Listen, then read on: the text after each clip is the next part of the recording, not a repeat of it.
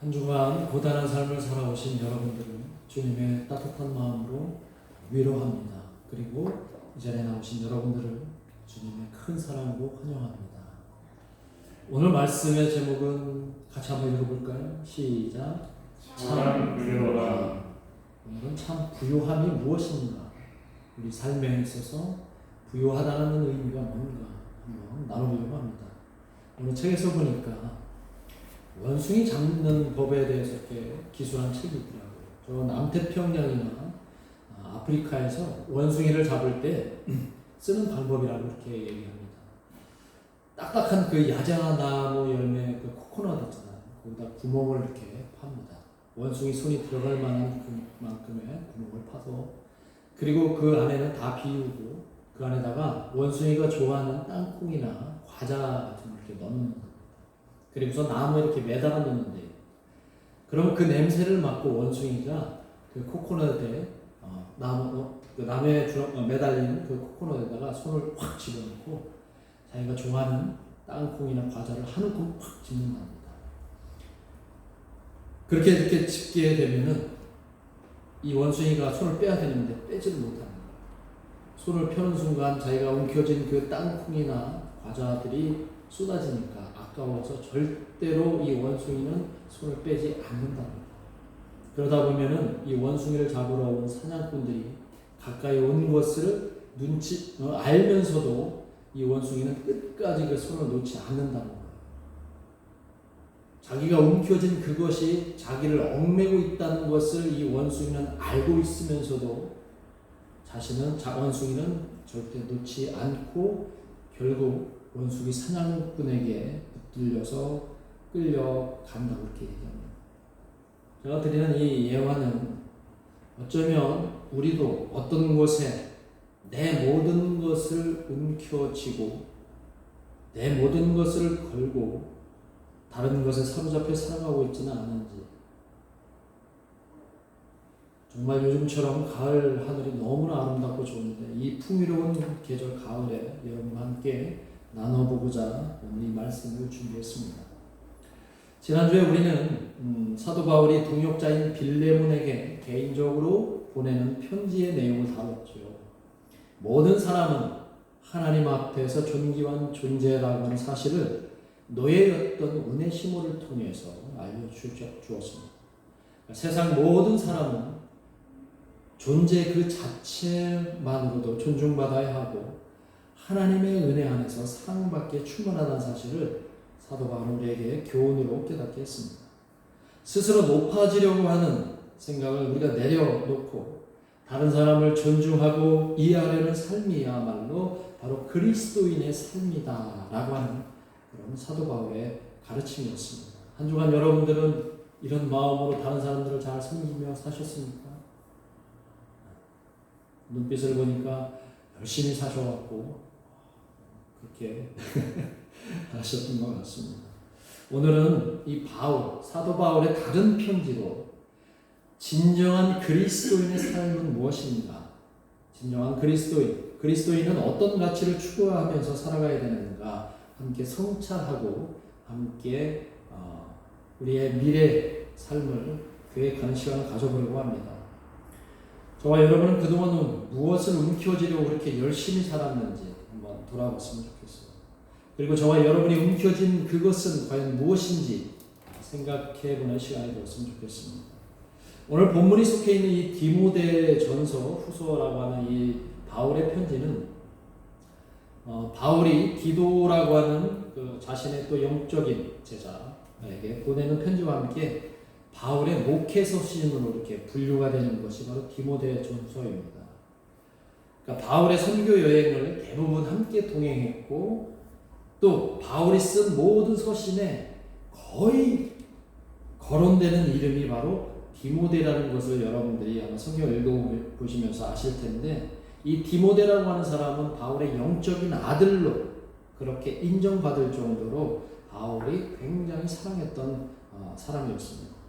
디모데는 그의 어머니는 유대인이었고 아버지는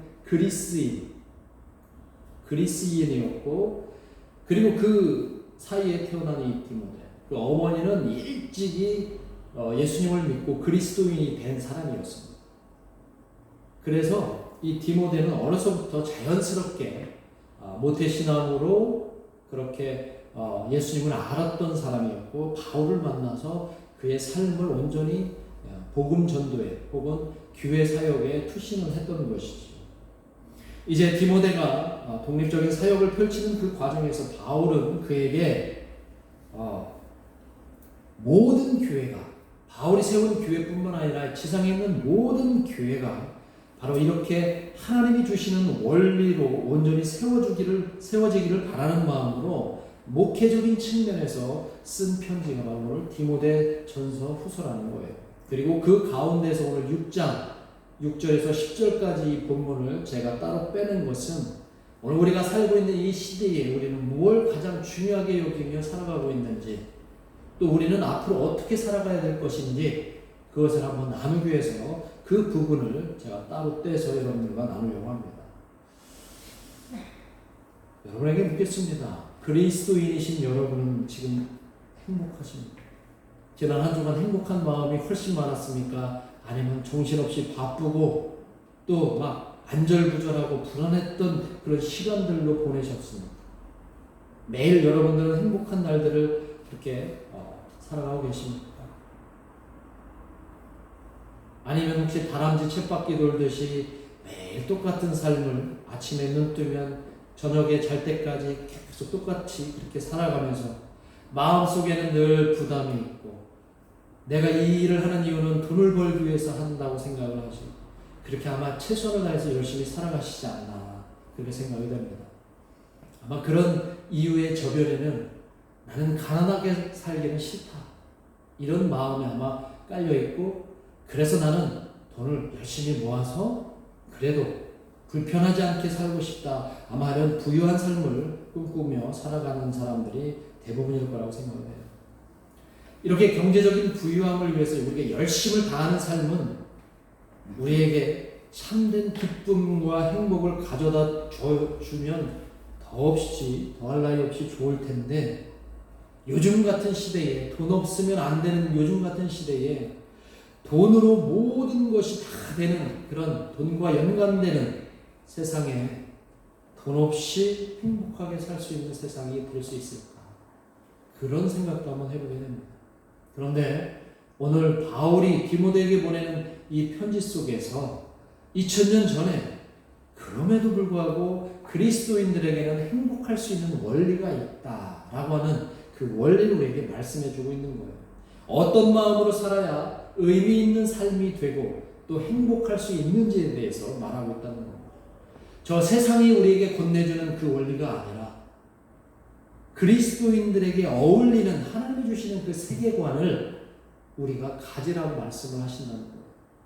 그 세계관이라고 하는 것은 우리에게 참 부유함, 이 세상이 추구하는 그런 부유함이 아니라 참된 부유함을 누리게 해줄 것이라고 말씀을 하시는데 오늘 바울은 첫 번째로 제안하는 게 뭐냐면 움켜진 손을 펴라. 이게 움켜진 손을 펴라. 어떤 책에 보니까 속담을 이렇게 정리해서 풀어놓은 책이 있는데 이런 속담이 있더라고요. 거지가 도승지를 불상타한다. 여러분 들어보셨어요?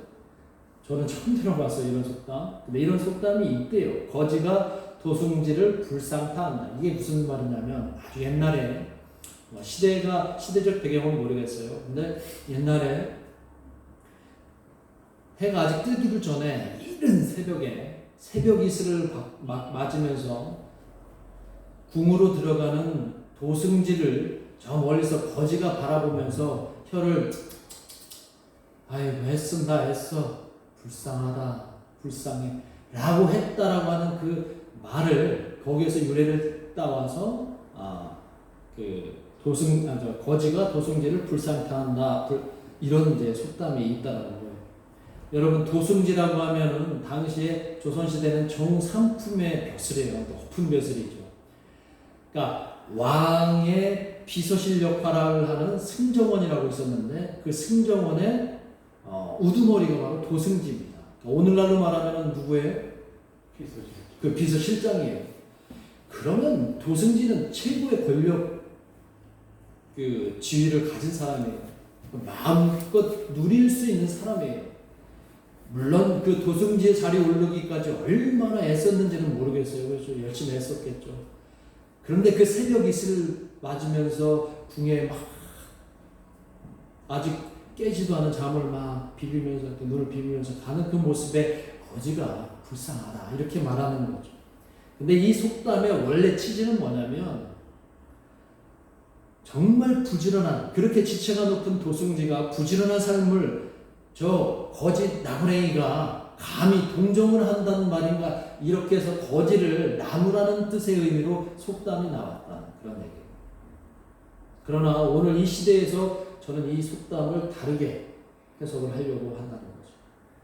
또 다른 얘기가 있는데 거지인 아버지가 자기 자녀들을 데리고 이제 길을 막 가는데 그 동네에서 제일 부잣집에서 불이 활활 타고 있다는 거예요.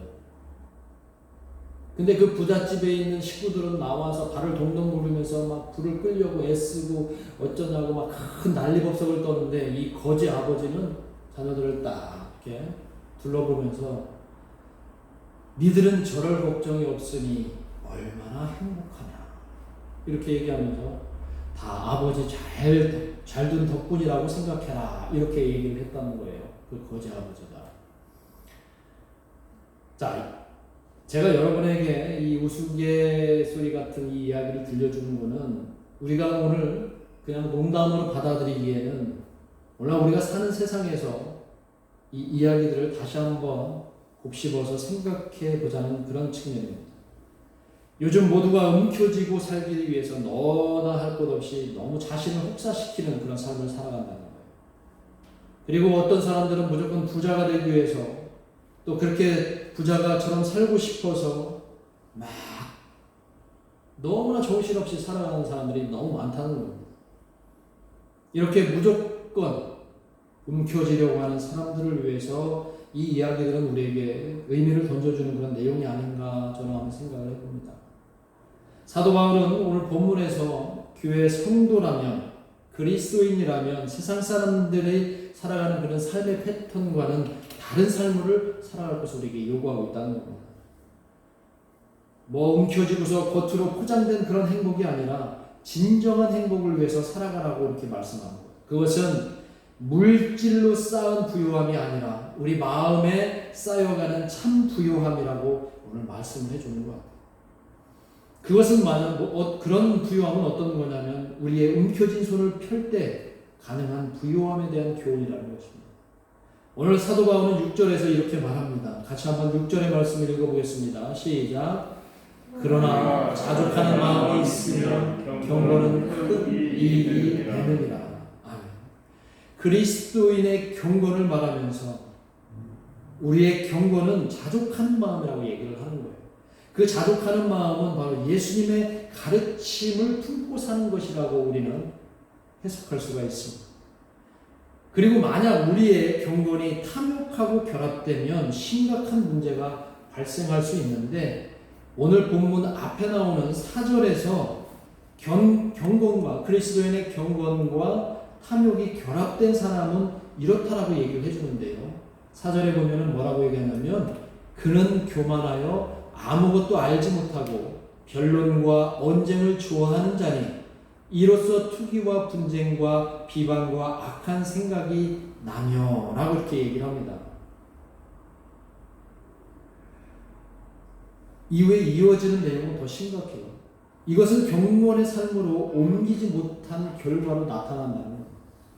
자, 그리스도의 경건은 아까도 말씀드렸지만 예수님의 삶을 실천해 가는 것이 그리스도인의 경건이라는 것이죠. 그 중에 중요한 것을 오늘 사도 바울은 뭐라고 얘기하냐면 자족하는 삶으로 우리에게 표현을 합니다. 자족하는 삶. 자족하는 삶이 왜 당연한지 오늘 7절과 8절에서 이 사도 바울이 그 근거를 얘기해 줘요. 7절과 8절 한번 같이 읽어보겠습니다. 시작. 우리가 세상에 아무것도 가지고 온 것이 없으며 또한 아무것도 가지고 가지 못하리니 우리가 먹을 것과 입을 것이 있은즉 족한 줄로 알 것입니다. 아멘. 우리가 세상에 아무것도 가지고 온 것이 없다라고 얘기를 해요. 그리고 또한 아무것도 가지고 가지 못할 것이라고 이야기를 합니다. 자, 이 익숙한 우리의 그 한자말 있잖아요. 한자말. 익숙한 뭐예요? 공술의 공수거라는 말 있잖아요. 그러니까 빈손으로 왔다가 빈손으로 가는 인생이다 우리는. 그러니까 사람이 재물에 욕심을 부려서 무엇하리 뭐 이런 의미로 공술의 공수거 뭐 이런 말을 쓰죠. 그런데 이런 말씀은 성경에 많이 나옵니다. 전도서 5장 15절에도 이런 비슷한 말씀이 나와요. 전도서 5장 15절에 보면은 이렇게 나오는데 한번 같이 읽어보겠습니다. 전도서 5장 15절 말씀 시작. 그가 모태에서 벌거벗고 나왔은지 그가 나온 대로 돌아가고 수고하여 얻은 것을 아무것도 자기 손에 가지고 가지 못하리니 라고 전도서 기자도 그렇게 삶에 대해서 하나님이 우리 인간들에게 허락한 그 삶에 대해서 그렇게 얘기를 한다는 거예요. 그런데 여기에서 말하는 말씀을 우리가 오해하지 말아야 될 것은 이 말씀들은 그렇다면 우리가 억지로 가난해져야 되느냐 이런 말은 아니야. 우리가 억지로 가난하게 살고 앞서 말한 그 예화에 나오는 것처럼 우리가 거지처럼 살아야 참 인생이라고 하는 그런 말도 아니라는 거예요. 이 말씀은 뭐냐면 우리가 사는 동안에는 우리에게 필요한 것들이 분명히 있다는 겁니다. 저 여러분에게도 필요한 것이 있습니다. 먹어야 하죠. 또 입어야 합니다. 그래서 이것을 우리가 얻기 위해서 노동을 합니다. 돈을 벌어서 필요한 것을 또 구입도 해야 합니다. 그러나 이런 모든 것은 우리가 살아가는 과정일 뿐이지 이것이 목적이 되어서는 안 된다는 것을 우리에게 들려준다는 거예요. 우리에게 허락된 만약에 그런 우리가 돈을 벌고 뭔가 욕심을 갖고서 막 그것을 삶의 목적인 것처럼 그렇게 살아간다면 우리에게 허락되는 그 참 부요함을 우리는 누릴 수가 없다는 것을 말씀해 주는 것입니다. 우리는 예수님의 삶을 실천하기로 약속한 성도들입니다. 그렇죠. 우리 마음을 욕심에게 포로로 내주지 말아야 합니다. 가진 것보다 더 많은 것을 갖기 위해서 오늘 우리 자신을 그렇게 포로처럼 살 수 없다는 얘기예요. 매일 헐떡거리면서 그 움켜진 손을 펴지 않기 위해서 어리석게 살지 말아야 된다고 오늘 사도 바울은 그리스도인들에게 또 교회에 속한 모든 구성원들에게 말하고 있는 겁니다. 누가복음 16장 13절에서 예수님께서 이렇게 말씀을 하셨는데요. 우리가 잘 아는 내용입니다. 같이 한번 읽어볼까요? 누가복음 16장 13절 말씀입니다. 시작. 집 하인이 두 주인을 섬길 수 없나니 혹 이를 미워하고 저를 사랑하거나 혹 이를 중히 여기고 저를 경히 여길 것이니 너희는 하나님과 재물을 겸하여 섬길 수 없느니라. 예수님 우리에게 가르침을 주시면서 너희는 하나님과 재물을 겸해서 동시에 섬길 수 없는 존재다라고 말씀합니다. 이 말씀에 그 밑바탕에 깔려있는 예수님의 생각은 너희는 어차피 하나님과 재물을 두 개를 놓고 경주해볼지라도 결국은 너희들은 재물에게 질 수밖에 없는 존재다. 이렇게 말씀을 하고 있다는 거예요. 그것을 염두에 두고 하시는 말씀이에요. 재물과 하나님 사이에서 우리는 어쩌면 매번 지는 것이 우리의 모습이라는 거죠. 그러나 오늘 사도 바울은 성도의 삶이라면 그리스도인의 삶은 그래도 그 재물을 선택하기보다는 재물이 필요하지만 좀 더 고차원적인 삶을 우리가 지향해야 되지 않느냐, 좀 더 고차원적인 삶을 우리가 향해 나아가야 되지 않느냐, 그런 얘기를 하는 겁니다. 물질주의에서 벗어났으면 그동안 우리가 보지 못했던 많은 것들이 우리 눈에 들어올 수 있다는 것을 그 은연중에 말씀을 하는 것입니다. 그때 비로소 우리는 참 부유함을 누리게 된다는 것이죠. 오늘 사도 바울은 예수님에게서 그런 참 부유함을 찾아내는, 제가 오늘 말씀을 보면서 바울의 이런 통찰력이 대단하구나 라는 걸 느꼈습니다. 바울은 고린도 후서 8장 9절에서 이렇게 말을 합니다. 고린도 후서 8장 9절에서 이렇게 말씀을 하는데요. 한번 같이 읽어보겠습니다. 시작. 우리 주 예수 그리스도의 은혜를 너희가 알거니와 부요하신 이로서 너희를 위하여 가난하게 되심은 그의 가난함으로 말미암아 너희를 부요하게 하려 하십니다. 예수님께서, 예수 그리스도께서 원래 부유하신 분인데 스스로 가난하게 되심으로 예수님이 나눠주는 모든 것으로 모든 사람들이 부유하게 되었다. 이런 말씀인 거예요. 그리고 예수님은 이 우주를 품을 수 있는 부유함으로 또다시 그 부유함을 누리시는 거예요. 자, 모든 사람을 위해 다 나누어 주신 예수님은 비록 가난해지셨지만 참 부유하셨다는 그 얘기를 하는 겁니다. 바울. 그 예수님의 나눔으로 모두가 부유하게 되었기 때문에 그것 때문에 예수님은 또다시 부유하게 되셨다는 거예요. 여기서 말하는 그 부유함이라는 것은 값싼 물질적인 부유함이 아니라 이 우주를 품는 그런 부유함이에요. 남을 위해서, 내 이웃을 위해서 스스로 내가 가난해질 때 갖게 되는 참된 부유함. 이것을 깨닫는 것이 오늘 우리에게 은혜입니다. 그리고 그리스도인의 참 부유함입니다. 이제 저와 여러분은 자족할 수 있는 그 경건에 이룰 수 있기를 주님의 이름으로 축원합니다. 내 욕심을 내려놓으면 다른 사람들이 부유해집니다. 그리고 내가 스스로 가난해지면 다른 사람들이 행복해질 수 있습니다. 그때 나는 참으로 부유함을 얻게 되는 것이죠. 그때 그 부유함은 하나님의 나라를 소유하니까 부유해지는 것입니다. 오늘 사도 바울은 10절에서 다소 과격하게 이런 말씀을 하십니다. 자, 10절 말씀을 한번 읽어볼까요? 시작. 돈을 사랑하면 일만하게 뿌리가 되나니 이것을 탐내는 자들은 미움을 받아 믿음에서 떠나 많은 근심으로써 자기를 찔렀도다. 돈을 사랑하면 일만하게 뿌리가 된다. 이렇게 말씀을 하고 있습니다. 여기서 말씀하는 것은 돈 자체가 문제가 있다는 얘기가 아닙니다. 돈에는 문제가 없죠. 그 돈 자체는 문제가 없습니다. 그러나 돈을 지나치게 사랑하는 마음이 문제라는 것이죠. 재물을 지나치게 사랑하는 마음이 문제라는 것입니다. 그 마음이 우리의 손을 움켜쥐게 만들고 그 손을, 움켜진 손을 펴지 못하도록 만들기 때문에 돈을 사랑하는 마음은 안 된다는 거예요. 예수님도 말씀하셨죠. 부자가 천국에 들어가기가 낙타가 바늘기로 지나가는 것보다 어렵다. 이렇게 말씀을 하셨어요. 그리고 오늘 사도 바울도 9절에서 비슷한 말씀을 하시는데요. 한번 읽어보겠습니다. 오늘 9절 말씀 시작. 구하려 하는 자들을 시험과 올무와 여러 가지 어리석고 해로운 욕심에 떨어지나니 곧 사람으로 파멸과 멸망에 빠지게 하는 것이라. 여러분들에게는 제가 여러분 이번에 대박 나시기 바랍니다. 돈 좀 많이 버시기 바라고 돌아가시는 길에 복권방에 들려서 로또하고 그 다음에 연금 복권이 나왔대요. 연금 복권 사셔서 다음 주에 다들 1등 되시기를 주님의 이름으로 축원합니다.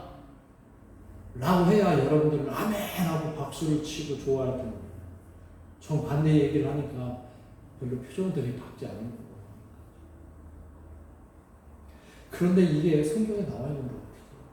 예수님이 우리에게 경건을 알려주신 그리스도인의 경건이 이 물질주의적인 세계관이 아니라 그것을 초월하는 세계관을 우리에게 주시는데 어떻게 하겠습니까?